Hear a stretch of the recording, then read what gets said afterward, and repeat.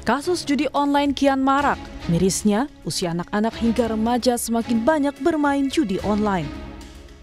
Ketua PPATK Ivan Yustifandana bilang, nilai transaksi judi online yang melibatkan anak dan remaja mencapai 293 miliar rupiah. Tak sekedar jumlah anak, PPATK mengklaim memiliki data anak yang terlibat judi online. Seperti nama dan alamat tempat tinggal, Ivan bilang data itu sudah diserahkan ke kepolisian.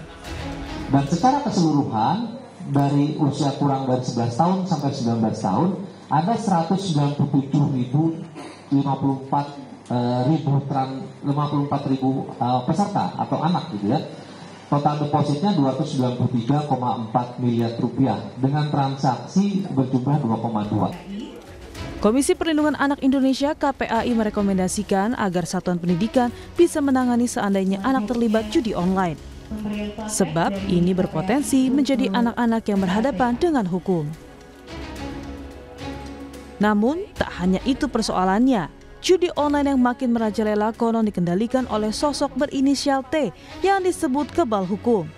Hal ini disampaikan Kepala Badan Perlindungan Pekerja Migran Indonesia atau BP2MI, Beni Rahmadani, yang bilang sosok berinisial T tidak pernah tersentuh hukum meski identitasnya diketahui.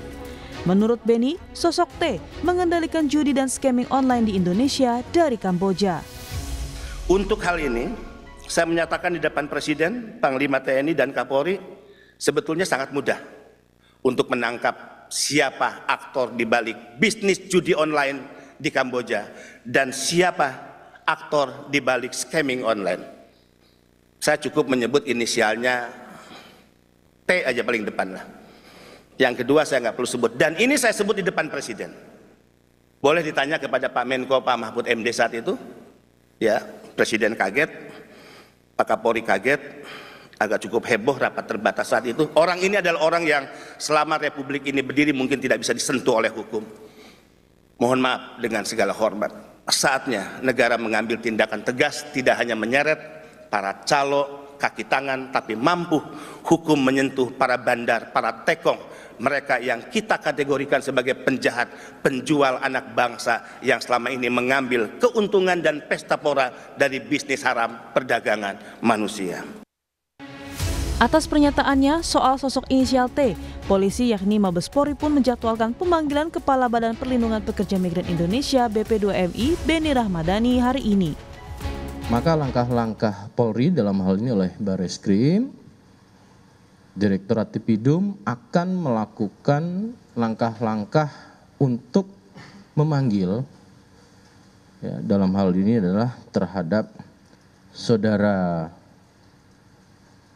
Beni Rahmadani yang akan dilakukan proses pemanggilan untuk klarifikasi dan mendalami informasi yang didapat tersebut pada tanggal 29 Juli 2024. Proses informasi yang kami dapatikan masih informasi yang belum bisa dijelaskan oleh Pak Beni. Maka tentunya Pak Beni sebagai kapasitas saksi dalam proses penyelidikan ini kita lakukan pemeriksaan untuk kapasitas saksi. Kini tak hanya fokus pada sosok berinisial T yang diduga menjadi pengendali pergerakan judi online, namun menyelamatkan para generasi penerus mulai dari anak-anak hingga remaja juga menjadi tujuan utama memberantas judi online. Tim Liputan Kompas TV.